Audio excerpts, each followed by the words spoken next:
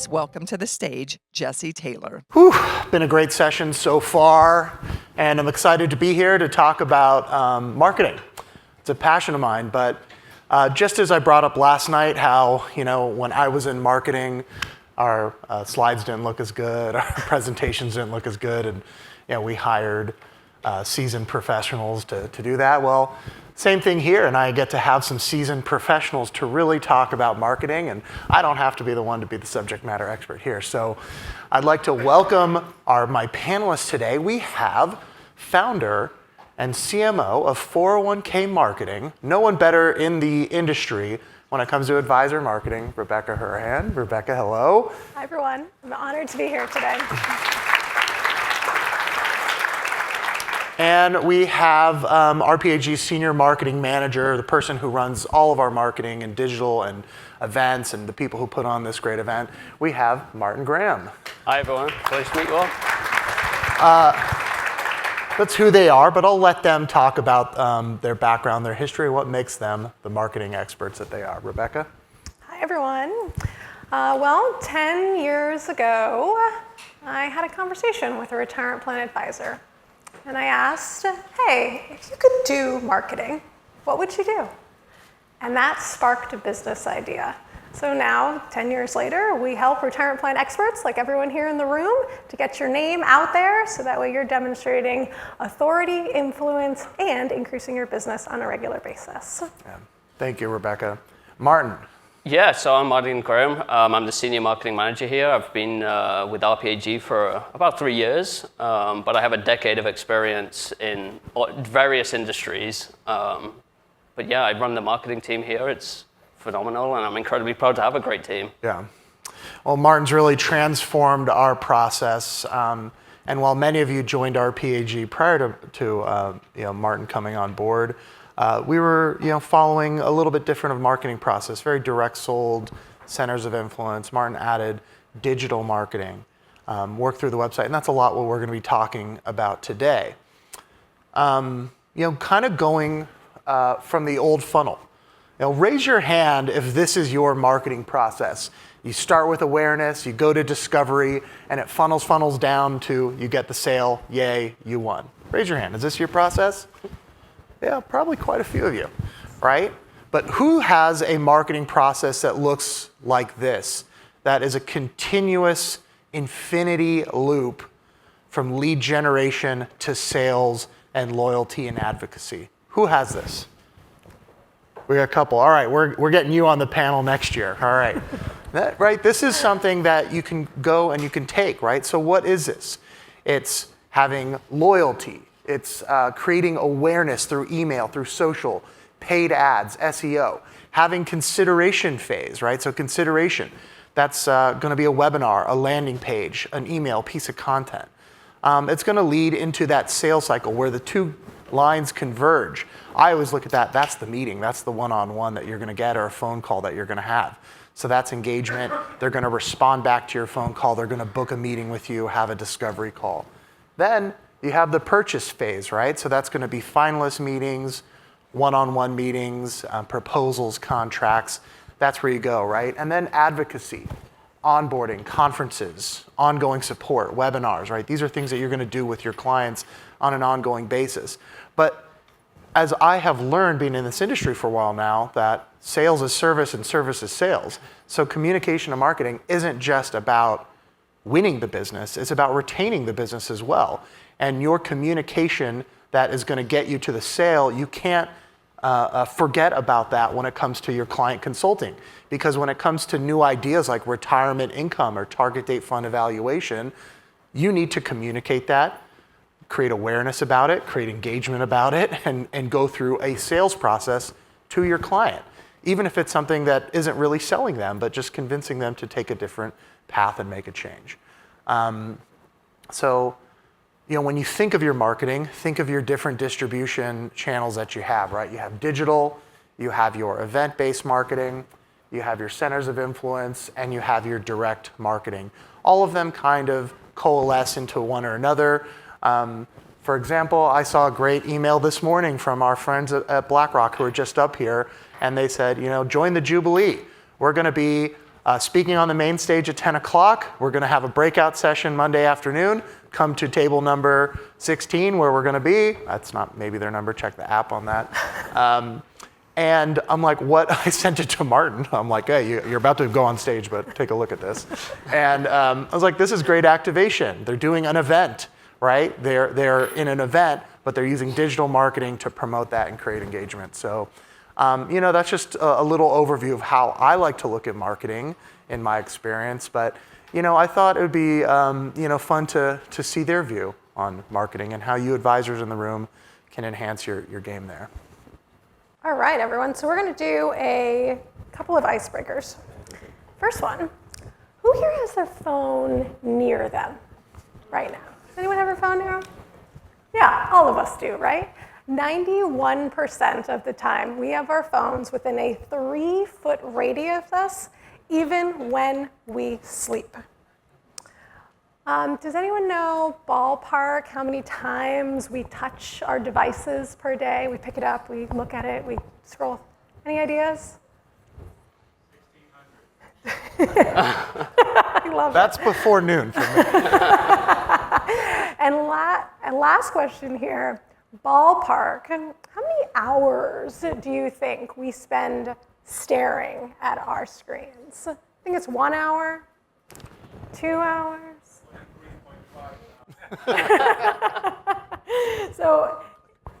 Thank you. On average, in our country today, people spend over 4 hours a day staring at our phones. And so don't all of your clients, your prospects, and your centers of influence, which is why we're here to talk about digital marketing, so that way when you're doing sales campaigns, business development, talking about the great topics that our industry has, you're also reaching them on their devices as they're going through their days, just like you got that BlackRock email this morning on your phone, and then forwarded it on your phone. So how are we going to rethink what you're currently doing to make sure it's a mobile-first capacity? All right, second icebreaker question. Quick show of hands. Who here is on LinkedIn? Oh yeah, all of us, right? Because if you're in sales, you can't be a secret. So we're going to go a little bit on a digital journey. I want everyone to grab your phones. And I want you to act as if you are a prospect looking you up. So in the real world, let's say there's a conversation where someone says, oh, you have to work with this advisor. They're our retirement plan advisor, been working with them for a decade. They're amazing. So what's the first thing that individual is going to do? They're going to grab their device, right? They're going to most likely open one of 3 things: LinkedIn, your website, or an article that you wrote or featured in. However, the majority of us will default to LinkedIn because it's an easy platform. And they're going to click on it. All right, everyone, grab those smartphones, click on LinkedIn. In the top left-hand corner, you should see your profile picture. I want you to click on your profile picture, and then also you're going to see a little panel on the left-hand side. You have to click on that one too. If Wi-Fi is working. Thank you, Great Gray. Thank you, Greg. You should be on what your profile looks like to an interested prospect, someone who's digitally looking you up without any of us even knowing it. So the first thing they're going to look at is your headshot. Yeah, it's your first impression. What do you look like? So we like to recommend that your headshot should look like you, which means the last 3 years. The last 3 years. So if you don't have a new headshot, that's okay. I like to say the internet is editable. So just ask someone from your team, put their phone on portrait mode, wear something like you're wearing today, business appropriate, go outside, be in your office, have good lighting, have them great, have them snap a new headshot. Easy fix. Also behind your head, you should see a banner. Now in 2016, LinkedIn changed their interface. This was kind of a hot minute ago. And you can add professional personality. If you see a gray banner today, it means you have LinkedIn's standard default banner. But what you want is something that's going to draw this person in. Is it your tagline? Is it a beautiful photo? How is this adding professional personality to who you are? So that way that individual is starting to understand how you can support them. When LinkedIn profiles are complete, they're viewed 3 times longer. So that person is going to start to scroll. And basically what LinkedIn is, it's a combination in the modern form of a business card and a resume. Who are you? What's your experience? How can you help me? And every time they're thumbing down, they're getting a little bit of a gut check. Ooh, I like this. Huh, that's interesting. I'm not sure. Oh yes, definitely. They have over 500 connections. They have shared mutuals, shared connections in common. All right, now the last section I want you to look at, scroll down, is activity. This section is where your interested prospect is making a judgment call. What news and information are you going to be sharing with me? Are you talking about retirement income? How are you going to help me with my fiduciary plan governance? What are some of those interesting Secure Act plan design features that I should be aware of? And they're starting to say, this is the intel that my new 401k advisor is going to be providing me. I like this. This is great. And now you've given them that digital confidence to take that next step forward, which is to say, yeah, I'd love to meet them. And that all happens on our devices without most of us ever even knowing it.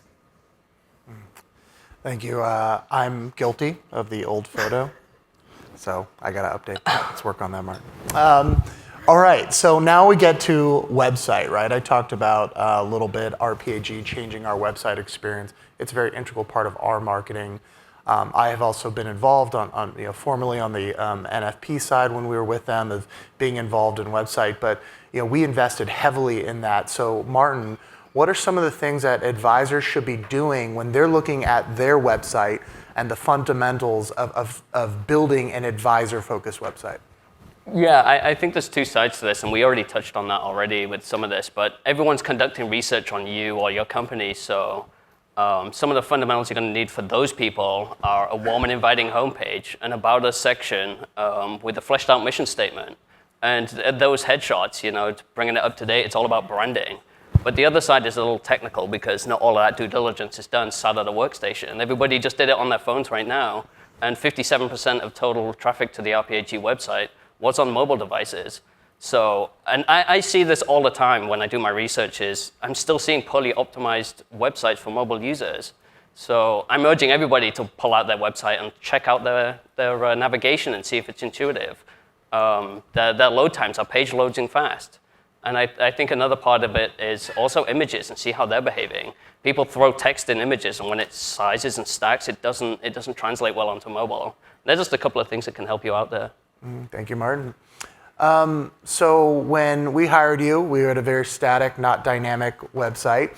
So how can advisors go from a minimal website, or maybe where they're at today, into a lead generating powerhouse engine of a website?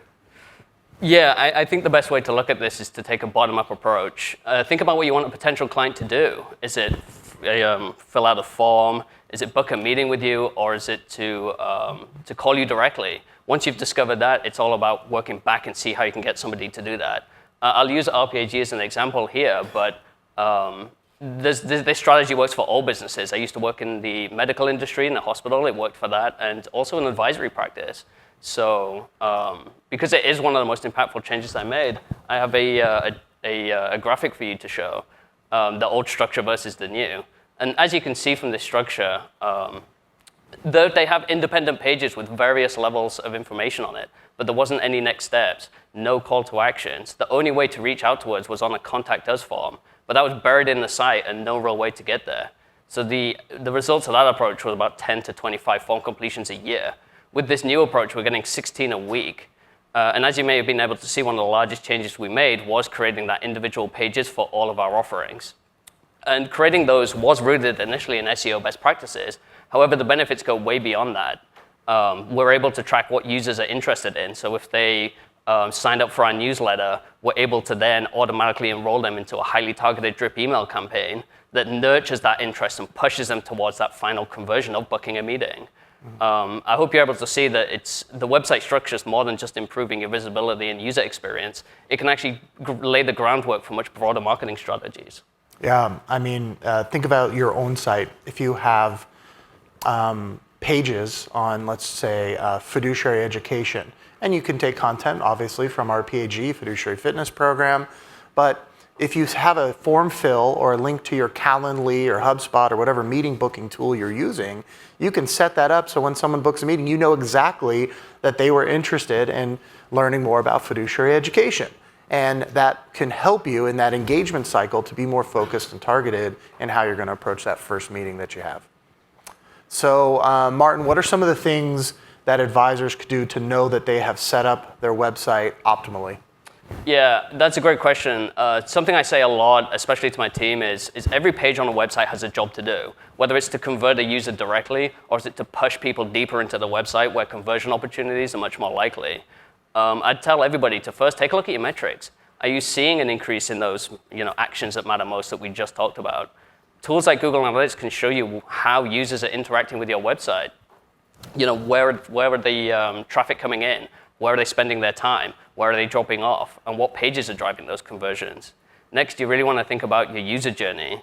Is it easy and intuitive for somebody to move from one piece of information to the next? For example, if somebody lands on a page about retirement plan services, are there clear next steps for them to follow, like booking that meeting, accessing related resources, or signing up for a newsletter? If visitors are getting stuck in the website, that could be a sign that you need to just refine that structure a little more. And lastly, consider A/B testing, different variations of call to actions, moving that contact form up a little bit and see if they're able to find out what's best for you. Yeah, and just as you obviously naturally refine your direct sales process, the events that you might host and hold, if you want to continue to expand your marketing pipeline and grow and capture a wider audience through digital, this is very important stuff. This is high level stuff. This isn't 101. This is upper level college master's level course in talking about marketing. But it's very important, as you said, testing, retesting, looking at the metrics, making sure it's optimized. Rebecca, you had a great stat here in terms of talking about booking meetings. Thanks, Jesse. I'm going to, great job, Martin. That was awesome. Thank you. I'm going to add one thing to it. Martin mentioned Google Analytics. Has anyone ever taken a peek at your Google Analytics? Seen how many site visitors are coming per day? So a site visitor we'll just go with a traditional form. A site visitor is a person who literally walks up to your office, knocks on the door, and says, "Hi, can I come in? Can I see what you guys do here?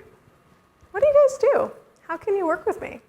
And they're looking around and they're, so to speak, talking to your various pages, so the various people at your company. And they're trying to get an understanding, like, are you the right fit? Good culture, good background, good experience.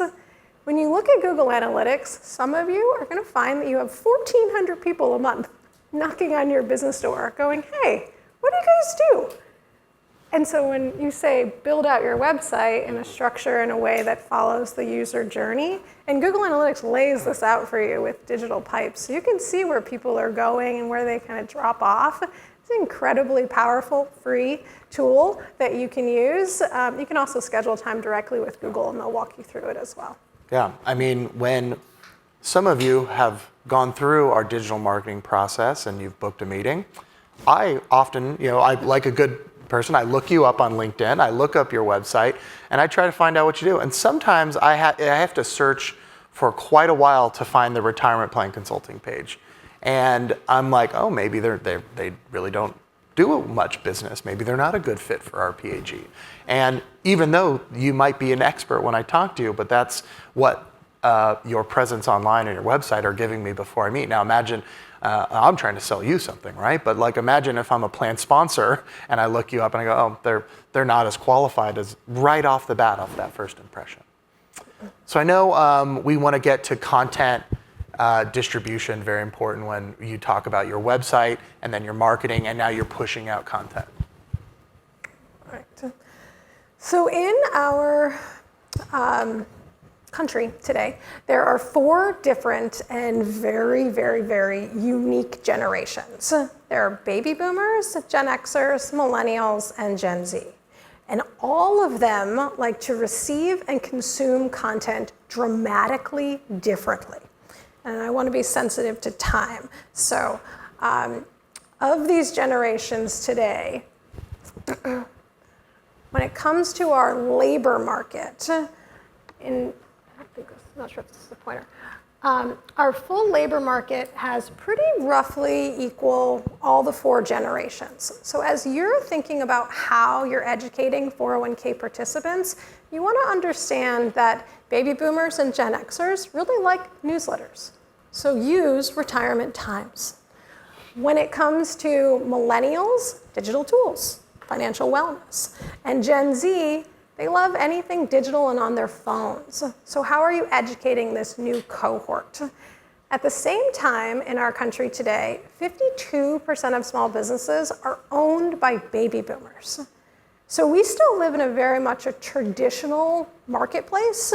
However, sitting next to a lot of those baby boomer owners, who are they? They're Gen X and they're millennials. Today, in our business, on average, the first line of defense is the director of HR, and she is a 42-year-old female. And if anyone here knows HR directors, they are always running from one thing to the next. So she's going to grab her phone, she's going to look you up online, she's going to turn, she's going to say, this is a great idea, to, and this is just speaking broad strokes in our economy, to a baby boomer. And then she's going to vouch and say, yes, we should meet with this advisor. And then she's going to continue on with her day. Because the whole goal of digital marketing is so that way you're going to create 360 degrees of awareness of who you are, no matter which of the generations is looking for you. So as baby boomers, referrals are really important because they've known that person for 20, 30, 50 years. Their word is their bond. Does anyone have a baby boomer client who possibly like prints things before you go to a meeting? Yeah, it happens. Gen Xers usually have a laptop or an iPad. Millennials have their phones, and Gen Z obviously have their phones as well. So no matter what type of content you're creating, let's say it's around retirement income, so that's a very popular topic. Well, if you write a newsletter, have it in a PDF format.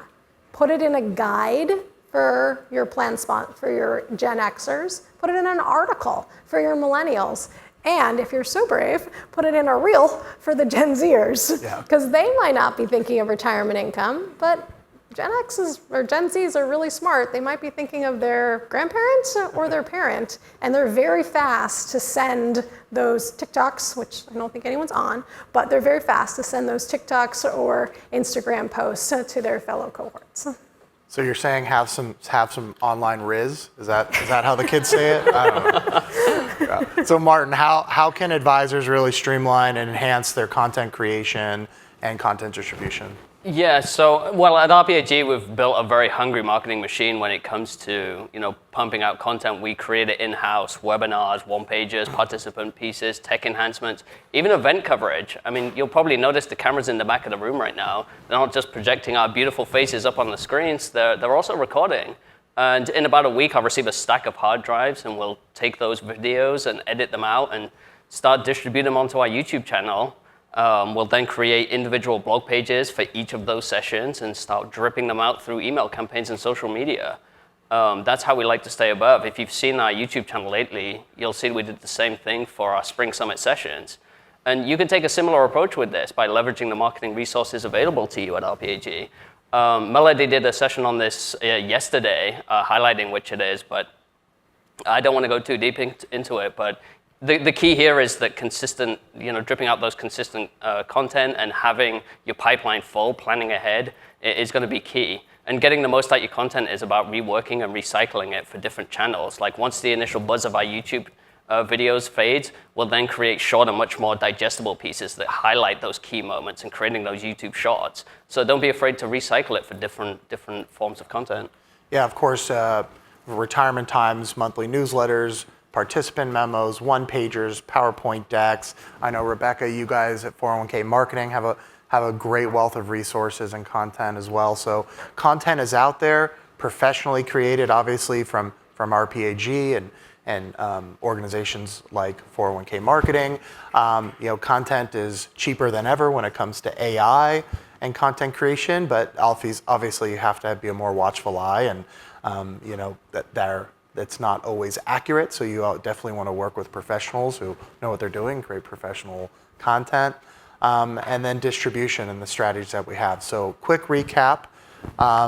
Today's conversation, right? Everyone has their phone, so make sure that your online presence, LinkedIn, your website are great. Be where your audience is. So do your research, find out where they are, where they are online, whether that's, if there's HR directors on LinkedIn, but if you're going directly to business owners, there might be other avenues there, chambers of commerce, golf clubs, traditional, maybe other ways to reach them. But creation and distribution of content is key. Adding scale with technology and great partners, RPAG, 401k Marketing, are great partners in helping you leverage technology for distribution, enhancing what you can do there from a marketing perspective. And how can the advisors of the room work with you? Rebecca? Sure, thanks, Jesse. I have one ask of everyone here. You're at the 20th Jubilee of RPAG at this gorgeous event. What a prime social media opportunity. So find some of your fellow RPAG teammates, get together with a photo, post it on LinkedIn, and then write what you've learned. Why did you take time out of your business to be here? How are you going to help your plan sponsors become better fiduciaries? Well, I'm Rebecca Auerhahn with 401k Marketing. My contact information is on the screen, and we'd be a joy and a privilege to talk to anyone who's here today. And Martin, how can the advisors in the room work with you and the RPAG team? I'll go ahead and say that we have a great ASA team that they can reach out to. Also, we have a great newsletter that they can register any page on our website. You're going to see sign up for our newsletter so you can get our marketing posts, and you can shoot me an email. It's up on the screen right now. I'm happy to email you back. Let's get a round of applause for Martin and Rebecca. Thank you.